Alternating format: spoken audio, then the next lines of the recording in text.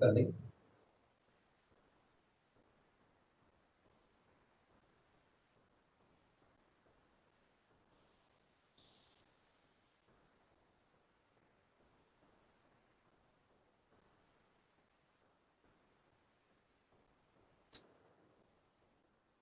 Harshit mic on please.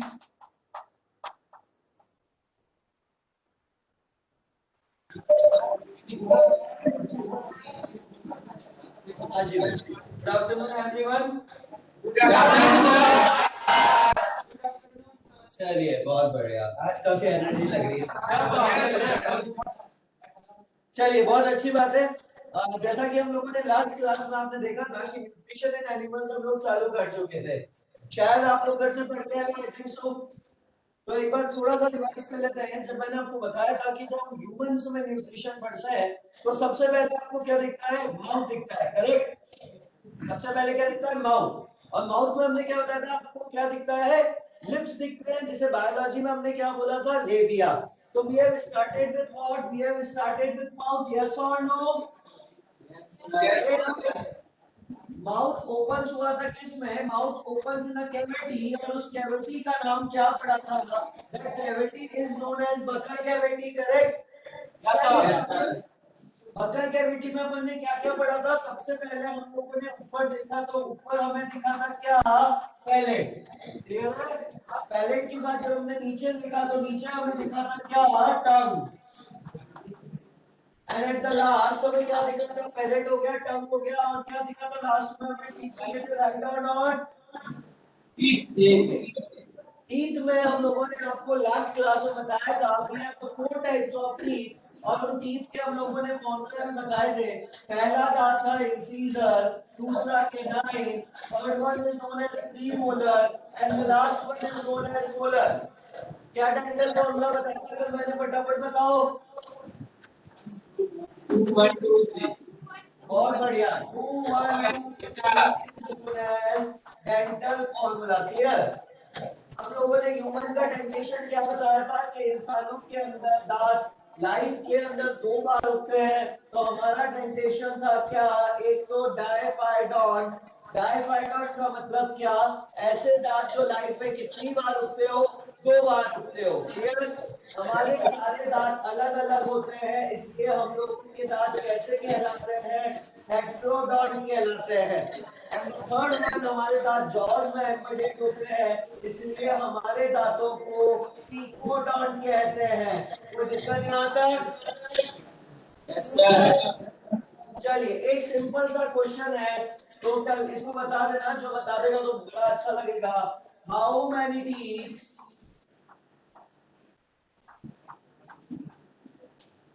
Are monophyodont? ऐसे कितने दांत हैं जो मोनोफाइडंट कहलाएंगे?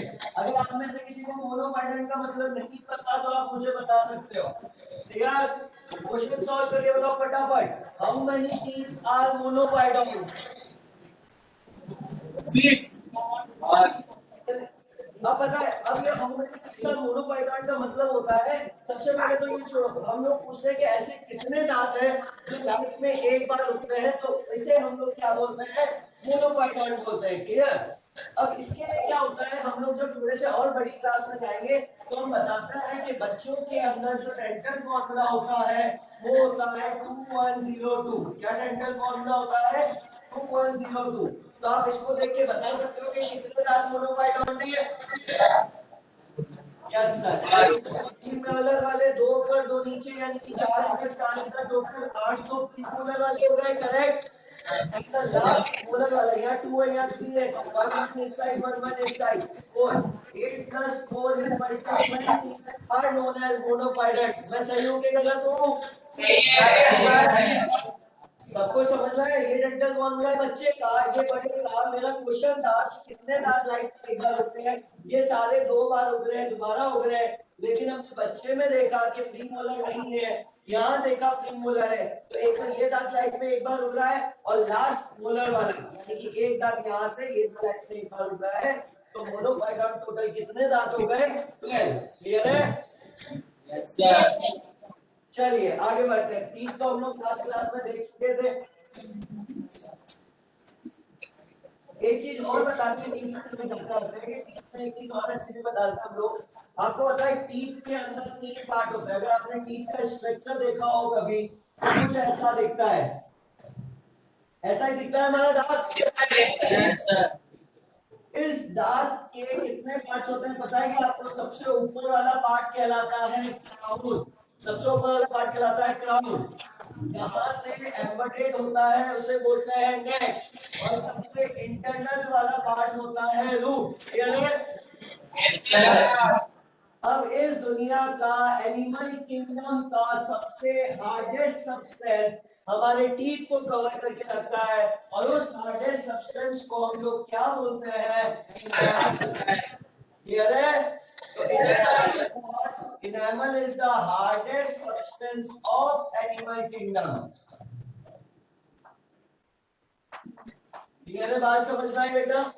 इस दुनिया का एनिमल किंगडम का सबसे हार्डेस्ट सब्सटेंस इनेमल है, जो दांतों को ऊपर से कवर करता है। इसके अंदर जो सेल्स पाई जाती है उन सेल्स को हम लोग डेंटाइन सेल कहते हैं, इसलिए दांतों के डॉक्टर को डेंटिस्ट कहते हैं। क्लियर है? Yes, sir. चलिए तो इसको कॉपी करके फिर आगे बढ़ते हैं हम लोग। दांत बहुत सारे पढ़ लिए, अब दांतों से आगे बढ़ते हैं नेक्स्ट पार्ट की ओर।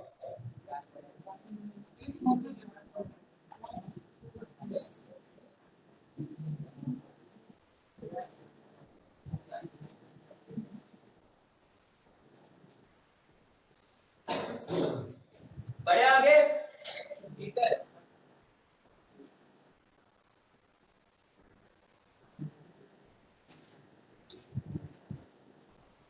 चलो ये बताओ, माउथ के बारे में हमने तो देखा। तो सबसे पहले माउथ के बाद हमें मिला था क्या? Buccal cavity. बकल कैविटी के बाद हमें क्या मिलेगा? बकल कैविटी से बाहर निकले तो आपको क्या मिलेगा? नेक्स्ट पार्ट फटाफट बताओ। मुझे ईसोफेगस से पहले एक और चीज मिलती है जिसे मैं प्यार से फेरिंग्स बोलता हूँ।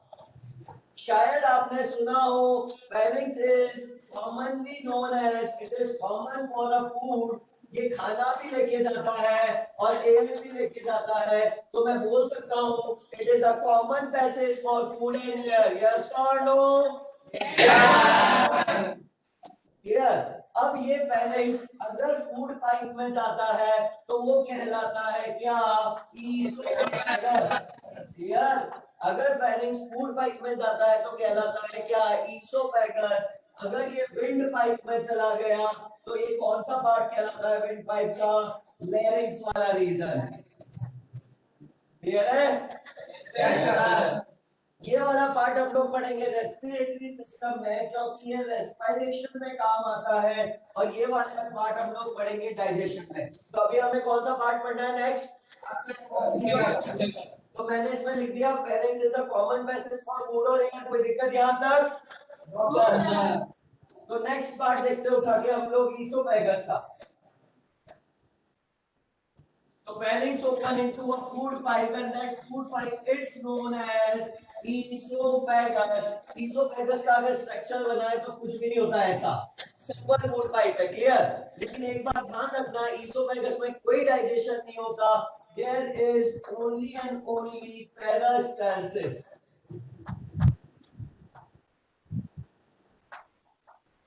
बात समझ में आई कि नहीं आई ये वाली बात?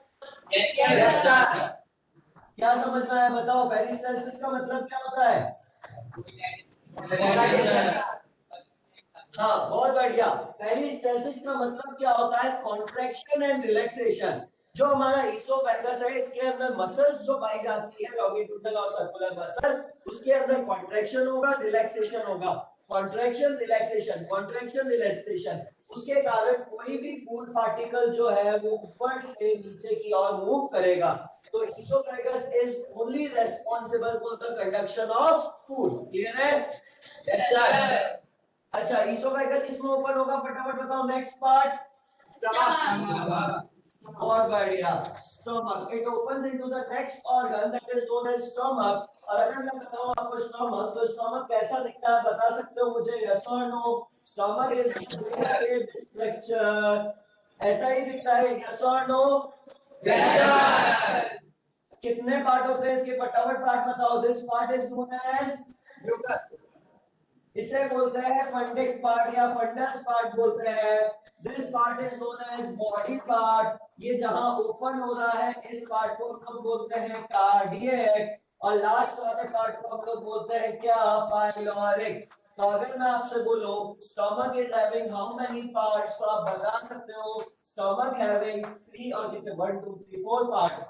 First one is known as the fundus जिसमें गैस स्टोर होती है, second one is known as cardiac, third one is known as body, and the last one is known as pyloric. कोई दिक्कत है क्या यहाँ तक? No, sir. अगर मैं आपसे पूछूं oesophagus is open in which part of stomach, तो आप क्या बोलोगे? बॉडी में खुल रहा है कि पाइलोरिक में खुल रहा है? ना पाइलोरिक में खुल रहा है ना बॉडी में खुल रहा है, it opens into the cardiac part. Clear? तो oesophagus open into which part? It open into the cardiac part. Clear है? Yes, sir. स्टमक आगे किससे खुलता है? Stomach opens from the pyloric part. Clear है? Yes, sir. स्टमक इसमें लिखना है, स्टमक के अंदर ईसोफेगस, देखिए oesophagus opens in the esophagus opens in the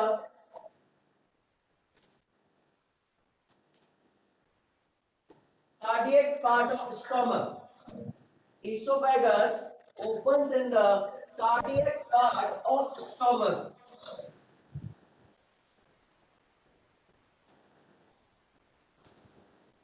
Cardiac part of stomach, and the stomach opens into the small intestine via pylori, and the stomach opens into the small intestine via pylori.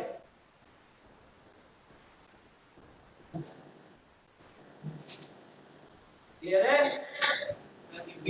अब आपको याद रखनी है stomach के पास 3 sales पाई जाती है। कितनी cell पाई जाती है? 3 सेल। एक सेल का नाम है क्या? Peptic cell. सबसे पहली वाली सेल का नाम बता रहा हूँ क्या?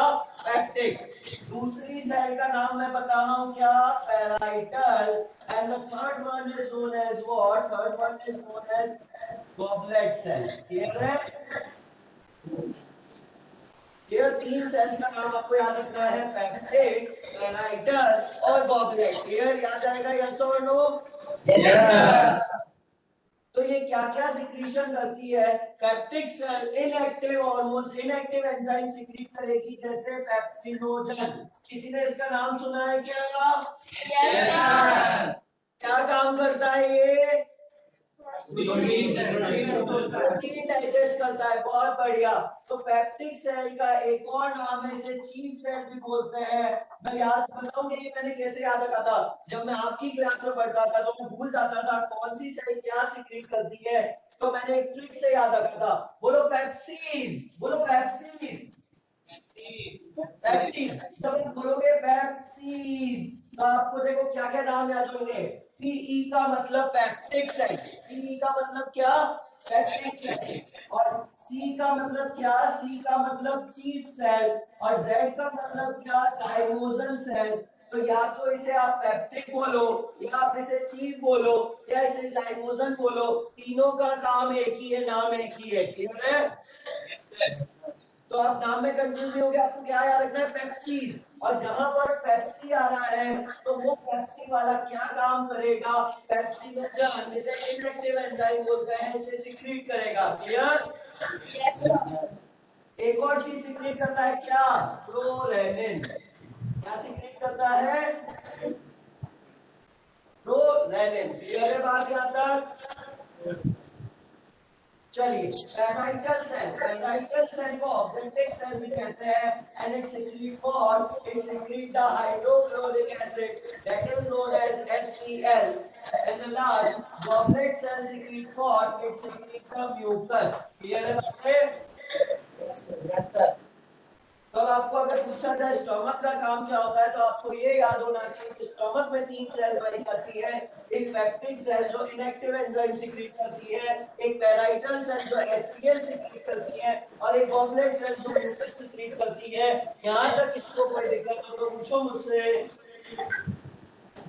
कोई दिक्कत?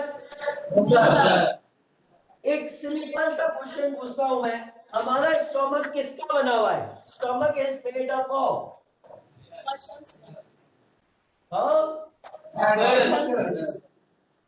नहीं पता? मसल।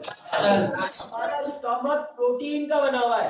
अगर stomach is made up of protein, तो आपने बोला पेप्सिनोजन प्रोटीन को डाइजेस्ट करता है, तो क्या ये पेप्सिनोजन हमारे स्टोमक को डाइजेस्ट कर सकता है कि नहीं कर सकता? तो फिर ये क्यों नहीं कर देता? ऐसे तो हमारा स्टोमक खत्म हो जाना चाहिए बॉडी से। क्या?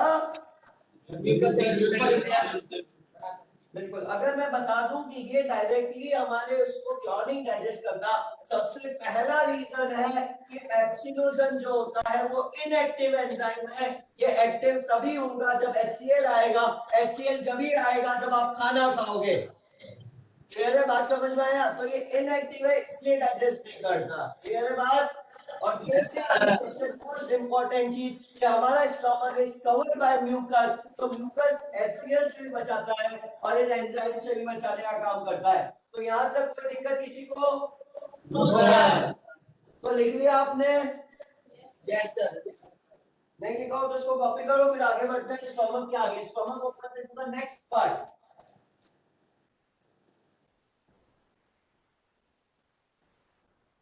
क्लियर? रफ कर दूं?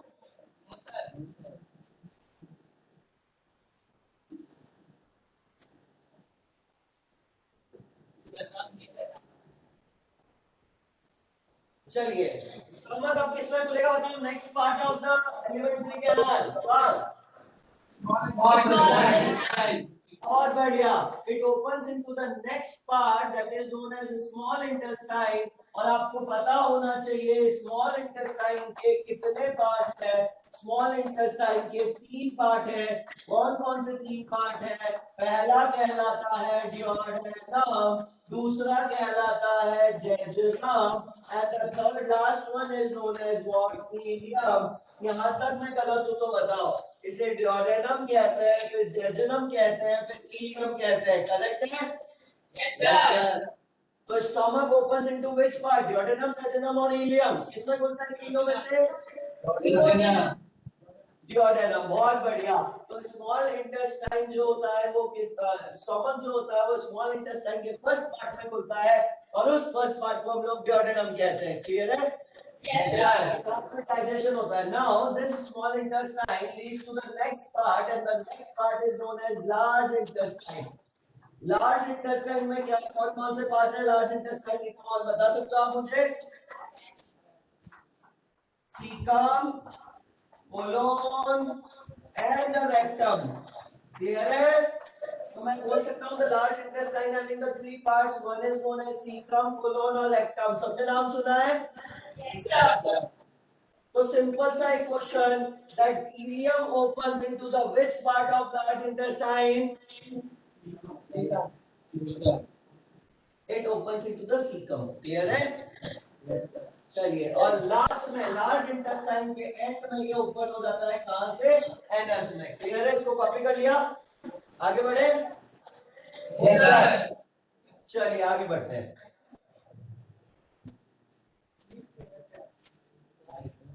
एक सिंपल सा डायग्राम देखते हैं एलिमेंट्री के नाम का। इधर देखना, सबसे पहले यहाँ पर आया था माउथ। माउथ कंटिन्यू हो गया फेरिंग्स के पीछे, फिर फेरिंग्स के बाद आ गया ईसोफेगस।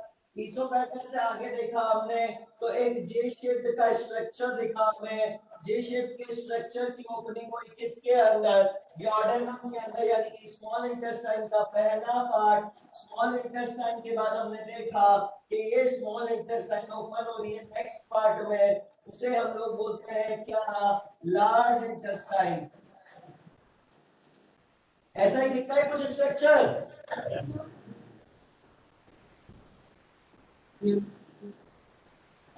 क्लियर है?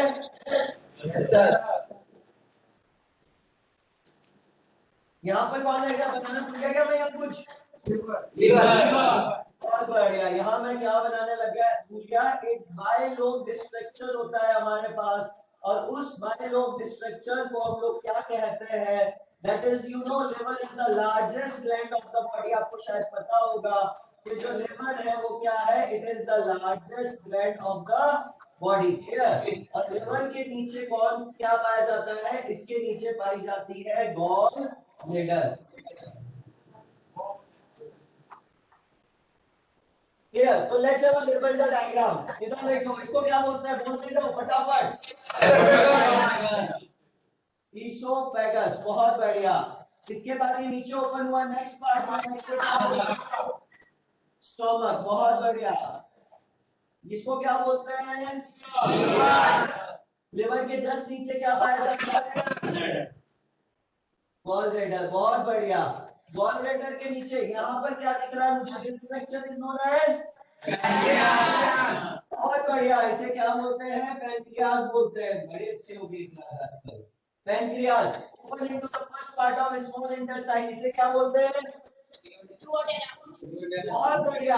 It is known as what, it is known as the duodenum। उसके बाद ये जो दूसरा जो पॉइंट जहां से स्टार्ट होती है इसे क्या बोलेंगे, duodenum। And the last part of small intestine is ileum। इन तीनों को मिलाकर मैंने बोल दिया क्या, स्मॉल इंटेस्टाइन की पूरी तरह। इधर देखो, नेक्स्ट पार्ट है, इसको क्या बोलेंगे, सीकम। और आपको बता दूं मैं कि सीकम की एक आउटग्रोथ होती है, एक वेस्टिजियल स्ट्रक्चर है, और इस वेस्टिजियल स्ट्रक्चर को क्या बोलते हैं, कोई बता सकता है क्या मुझे? अच्छा, क्या फंक्शन होता है अपेंडिक्स का, कोई बता सकता है क्या? Cellulose digest. यानी कि हमारे जो एंसेस्टर्स थे, यानी कि हमारे जो पूर्वज थे, वो क्या डाइजेस्ट करते थे, वो सेल्यूलोज डाइजेस्ट करते थे। लेकिन हम लोग डायरेक्टली खाने में सेल्यूलोज नहीं खाते हैं, इसलिए हमारे अंदर इसका कोई काम नहीं है, इसलिए हम लोग इसे वेस्टिजियल कहते हैं। बहुत बढ़िया। इसके अंदर वाला पार्ट कहलाता है क्या, colon. And the last part it is known as the rectum. और जहां से ओपनिंग होती है उसे हम लोग एनस बोलते हैं। कोई चीज है तो नहीं गई क्या, कुछ चीज है क्या, क्या पता है, जब यहाँ पर ओपनिंग है, ये जो इलियम वाला पार्ट, जो स्मॉल इंटेस्टाइन वाला पार्ट लार्ज इंटेस्टाइन में ओपन हो रहा है, तो इस ओपनिंग को मैंने एक नाम दे दिया है, और इस ओपनिंग का नाम है क्या, इलियोसिकल वॉल। इसे क्या बोलते हैं, इलियोसिकल वॉल। क्यों बोलते हैं, क्योंकि इलियम वाला पार्ट सीकम में आकर खुलता है, इसलिए इसे इलियोसिकल वॉल के नाम से जानते हैं। किसी को कोई दिक्कत है यहाँ तक? बहुत बढ़िया। तो यहाँ पर भी एक स्पिंटर, पता है हमारे यहाँ क्या बोलते हैं, स्पिंटर बोलते हैं। किसी वो नल जैसे स्ट्रक्चर को स्पिंटर बोलते हैं ना, कि वो रोकने का काम करे। तो यहाँ ये कार्डियक पार्ट में खुलता है, तो इस स्पिंटर को क्या बोलेंगे, कार्डियक स्पिंटर। क्लियर है? Yes sir. और ये पाइलोरिक में खुल रहा है, तो इधर जो स्पिंटर होगा उसे क्या बोलेंगे, पाइलोरिक। बहुत बढ़िया, पाइलोरिक स्पिंटर कहेंगे। तो इस डायग्राम को कॉपी कर लें, फिर हम लोग आगे बढ़ते हैं डाइजेस्टिव ग्लैंड की ओर। क्लियर है? कॉपी कर लो इस डायग्राम को।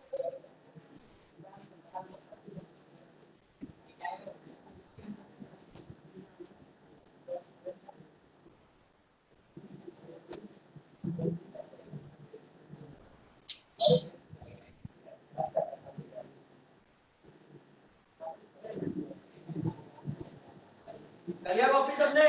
हो सर। तो करो फटाफट।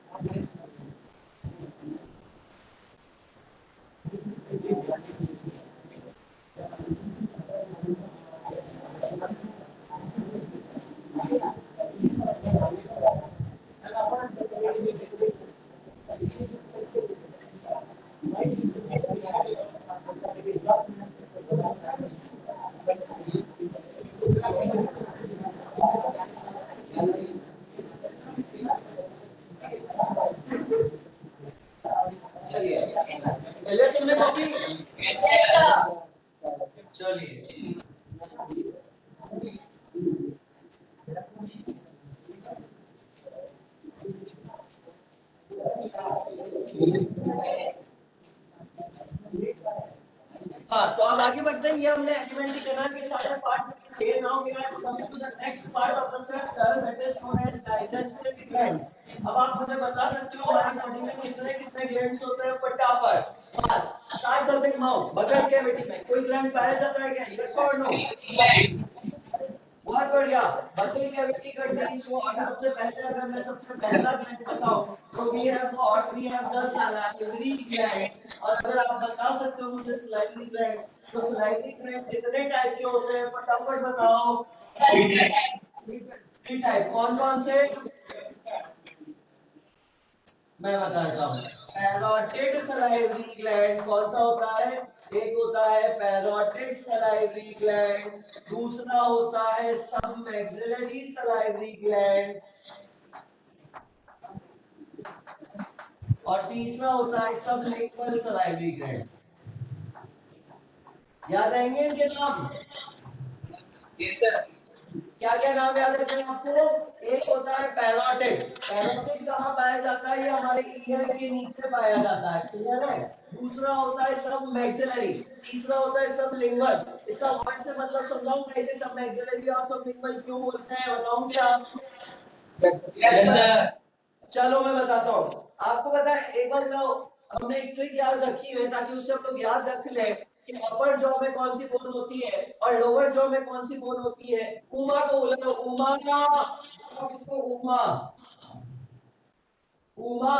और उमा पास में आते आते उमेश हो जाता है, तो यू मैक्स। इसका मतलब क्या? अपर jaw is made up of maxillary bone. ऊपर वाला जो जॉ है वो किसका बना है? वो बना है मैक्सिलरी बोन का। और जो लोअर जॉ है वो बना है किसका? मैंडिबल बोन का। क्लियर है? यस और नो? Yes sir. अपर जो मैक्सिलरी बोन का बना है, लोअर जो मैंडिबल बोन का बना है, इसलिए इसका नाम पड़ गया सब मैक्सिलरी सलाइवरी ग्लैंड। इसका लिंगुअल क्यों पड़ा? आपको कल ही मैंने बताया था, टंग को टंग नहीं कहते, क्या कहते हैं? लिंगुआ कहते हैं। तो ये वाला ग्लैंड टंग के नीचे पाया जाता है, इसलिए इसका नाम सब लिंगुअल ग्लैंड पड़ गया। क्लियर है? Yes sir. अच्छा, तो ये बताओ salivary gland secrets what? It secrets the saliva. और सलाइवा के अंदर क्या क्या पाया जाता है? सलाइवा के अंदर सबसे इंपॉर्टेंट चीज पाई जाती है जिसे बोलते हैं टाइलिन। कोई जानता है क्या टाइलिन क्या है? Yes sir. क्या है? What is the another name of ptyalin? Salivary amylase। बहुत बढ़िया बात। Tyline is also known as what? It is also known as salivary amylase। दूसरी चीज अगर हम लोग बता दें तो इसके अंदर पाया जाता है थायोसाइनेट। और तीसरी चीज अगर हम लोग बता दें तो इसके अंदर पाया जाता है लाइसोजाइम। आपको पता है एक चीज क्या? गाय अपनी पूरी बॉडी को चाटती रहती है पूरे दिन, अपने और अपने बच्चे की बॉडी को चाटती रहती है। देखा है अपने गाय को? Yes sir. है ना? आपके भी अगर कभी कभार लग जाती है तो आप उसको फटाफट सलाइवा से कोट कर देते हो। ये करते हो, लगी तो फटाफट उसको मुंह में अपने अंगुलियों में डाल ली ताकि वो क्या हो, ब्लड लॉस नहीं हो। इसलिए करते हैं हम लोग, इसलिए करते हैं ना कि अगर कहीं लग जाती है तो फटाफट उसे कर लेते हैं। कारण क्या है? आप सोचते हो कि खून लॉस नहीं हो इसलिए करते हैं, तो ऐसा नहीं है। कितना कितना खून लॉस हो जाएगा आपके लगने में। वो इसलिए करते हैं क्योंकि हमारे को क्या होता है, कहीं भी लग जाती है तो सलाइवा की कोटिंग करना जरूरी होता है। क्योंकि सलाइवा में पाया जाता है क्या? थायोसाइनेट और लाइसोजाइम। ये दोनों वर्क कैसे करते हैं? They both work as a antibacterial. यानी कि आपके कभी लग जाए वहां से कोई बैक्टीरिया अंदर ना जाए, इसलिए लोग सलाइवा की कोटिंग करते हैं। Yes sir. अब वो मेरा क्वेश्चन था, गाय अपनी बॉडी को क्यों चाटती रहती है? इसलिए ही चाटती है कि कोई बैक्टीरिया होगा उसकी बॉडी पर रखे नहीं। हम तो क्या डेली बढ़िया से नहा सकते हैं साबुन से। क्या गाय नहा सकती है क्या साबुन से? उसको कौन बेचारी को साबुन ले जाके देगा? तो वो नहा नहीं सकती है डेली, इसलिए उसके पास कोटिंग होती है जिसकी लाइसोजाइम की कोट करती रहती है वो। क्लियर है? Yes sir. अब ये नहीं कि सर आज नहाने का मन नहीं है तो हमने भी थोड़ा सा सलाइवा लगा लिया, हमारी बॉडी पर साफ सुथरा हो गया। ये ऐसा नहीं होता है ना। वो मतलब हमारे पास है चीजें तो हम तो डाले। अब गाय को बदबू नहीं आती होगी इसलिए उसने करती रहती है। चलिए आगे बढ़े। भैंस के साथ ऐसा नहीं होता। कभी भी आपने देखा भैंस को चाटते हुए अपनी बॉडी को? नहीं देखा क्यों? भैंस को चाहिए रिलैक्स, वो सीधे जाके पानी में बैठ जाती है। अब पानी में बैठ गई तो उसको बॉडी को चाटने की जरूरत नहीं है ना, सारे बैक्टीरिया वो पानी से ही अपने आप बोलते जाते हैं। तो भैंस बेचारी साफ सुथरी होती है, डेली नहाती है। गाय डेली नहीं नहाती है, फिर भी वो गोरी नहीं होती है भैंस। चलिए आगे बढ़ते हैं। तो सलाइवरी ग्लैंड समझ में आया। Salivary gland is of two type, one is known as parotid, other is sulphide salary, third is sublingual. और ये काम क्या करता है? सलाइवा सीक्रेट करता है। सलाइवा के अंदर टाइलिन होता है, टाइलिन को सर एमाइलेज भी कहते हैं। थायोसाइनाइड होता है, लाइसोजाइम होता है। ये प्रोटेक्शन का काम करता है, एंटीबैक्टीरियल का काम करता है। कोई दिक्कत यहाँ पर? चलिए तो इस सलाइवरी ग्लैंड को कॉपी करिए, दूसरा ग्लैंड देखते हैं हम लोग।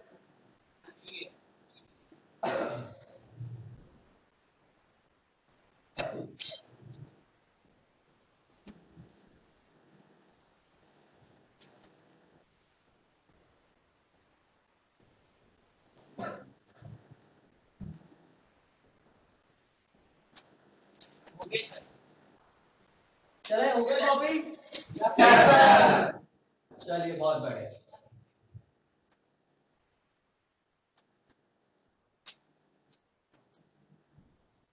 दूसरा ग्लैंड, इसोफेगस में कोई ग्लैंड नहीं है, पेट में पहुंच जाते हैं तो पेट में हमें क्या मिलता है? तो पेट में हमें मिलते हैं कौन से? Gastric gland. क्लियर? अब मैंने आपको बता दिया पहले ही कि गैस्ट्रिक ग्लैंड तीन टाइप की सेल सिक्रीट करते हैं। एक कहलाती है पेप्टिक सेल, एक कहलाती है पैराइटल सेल और तीसरी कहलाती है गॉबलेट सेल। तो ये मैंने आपको पहले ही बता दिया था कि गैस्ट्रिक ग्लैंड के पास ये तीनों सेल होती है। एक सेल और होती है जो हार्मोन सिक्रेट करती है, आपके कोर्स में भी है नहीं तो भी लिखा रहा हूं मैं, argentaffin cell. One more cell is there that is known as argentaffin cell. ये हार्मोन सिक्रेट करती है। ये तीनों की तीनों तो एंजाइम सिक्रेट करती है और ये क्या सिक्रेट करती है? It secrete what? It secrete the hormone. Clear है?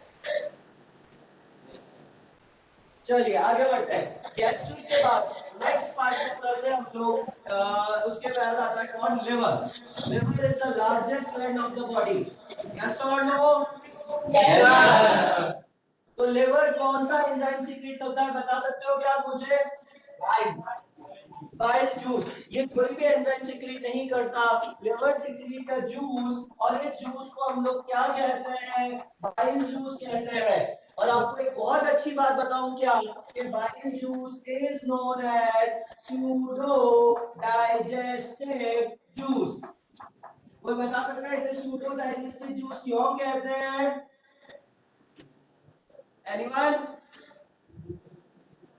कोई बता सकता है? Bile juice is known as pseudo digestive juice.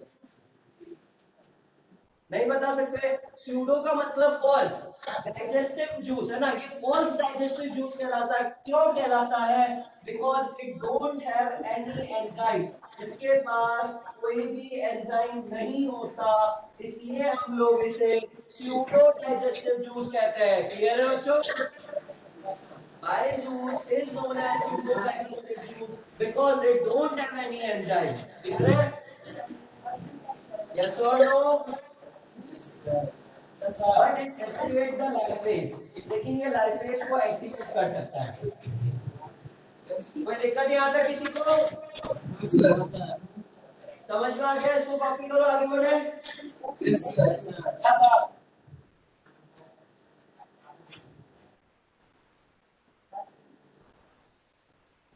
चलिए आगे बढ़ते हैं। वो सर क्या नो? नहीं बढ़े आगे?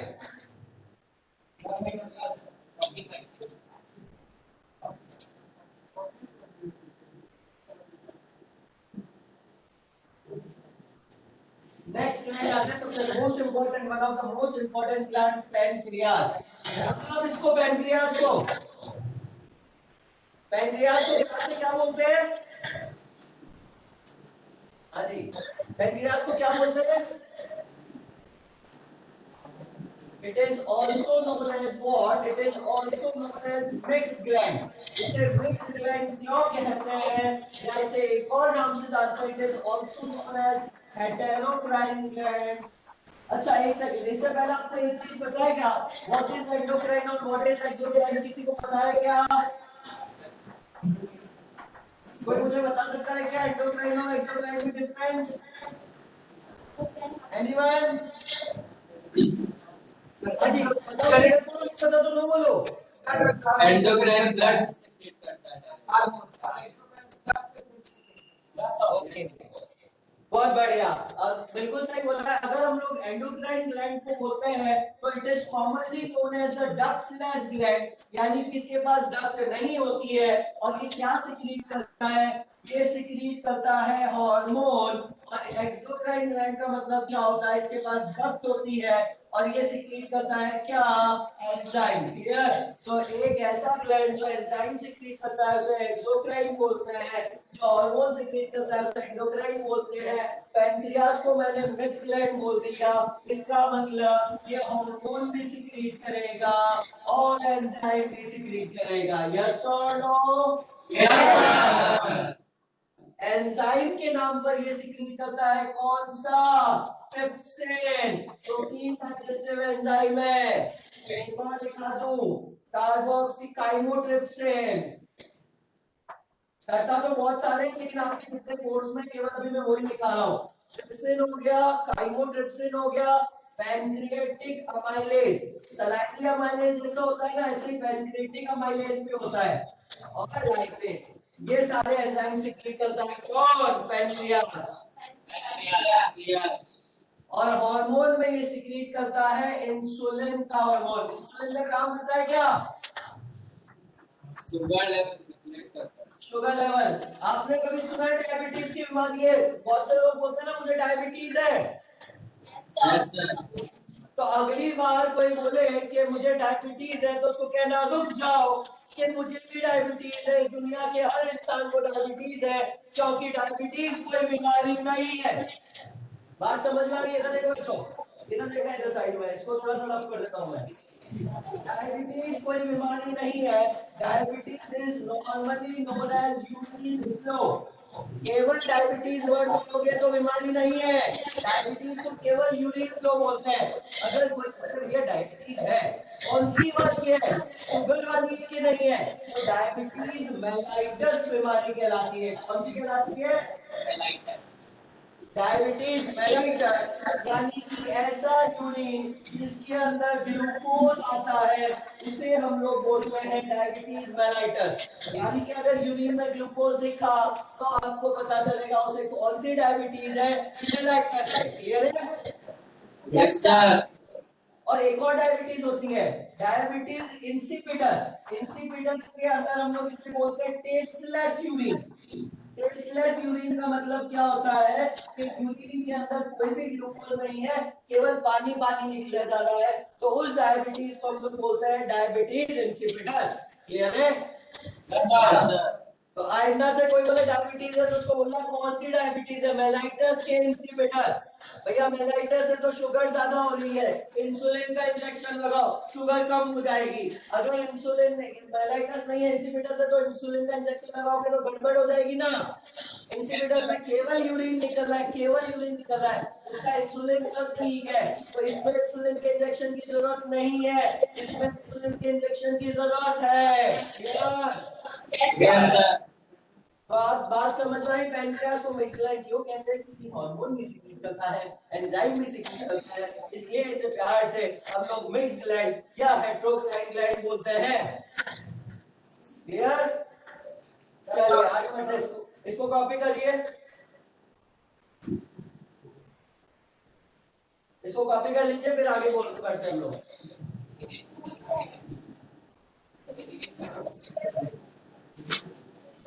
याद रखना है डायबिटीज वाली बात, बहुत इंपॉर्टेंट डायबिटीज वाली बात बताइए।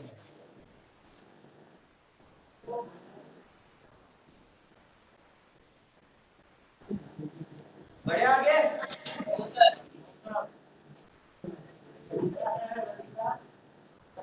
चलिए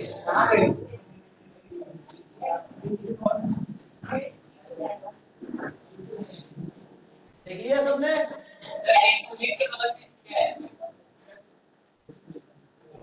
इंसुलिन के बगल में क्या लिखा है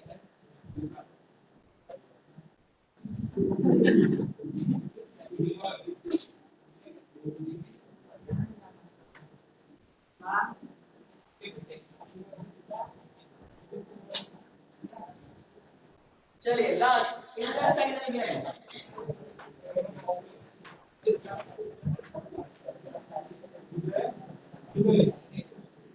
चलिए इंटेस्टाइनल ग्लैंड क्या सीक्रेट करेगा?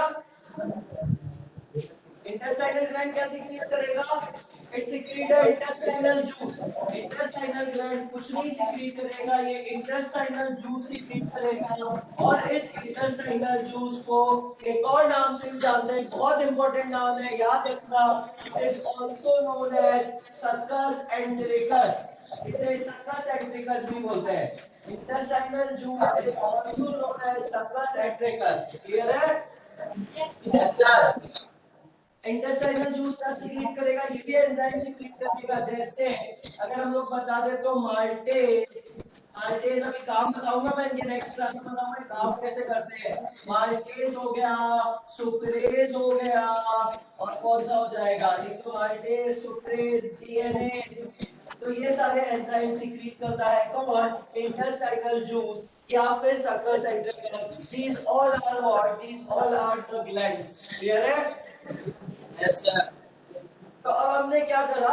हम लोगों ने एलिमेंट्री कैनाल का डायग्राम पढ़ लिया, एलिमेंट्री कैनाल पूरे अच्छे से पढ़ ली। दूसरी चीज हमने डाइजेस्टिव ग्लैंड पढ़ ली। अब हम इन दोनों को मिला के इनके फंक्शंस पढ़ेंगे नेक्स्ट क्लास में।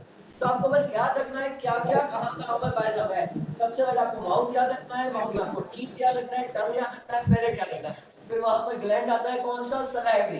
वहां से खाना निकला, पेट में पहुंचा, पेट में आपको स्टमक के पार्ट याद रखना है। स्टमक में आपने क्या याद रखना है? कौन सा ग्लैंड याद रखना है? Gastric gland. क्लियर? स्टमक से आगे पहुंचे इंटेस्टाइन में, तो इंटेस्टाइन में एक तो लिवर का काम है और दूसरा फिर हम लोग आगे पढ़ेंगे पेनक्रियास और इंटेस्टाइनल जूस का काम। क्लियर है बात? Yes, sir. Yes, जो sir. आज तक समझ में आया हो, बाकी नेक्स्ट क्लास में इसे हम लोग देखेंगे कि ये कैसे काम करता है, प्रोसेस कैसा होता है वो देखेंगे। आज के लिए इतना काफी है। Thank you very much. Next.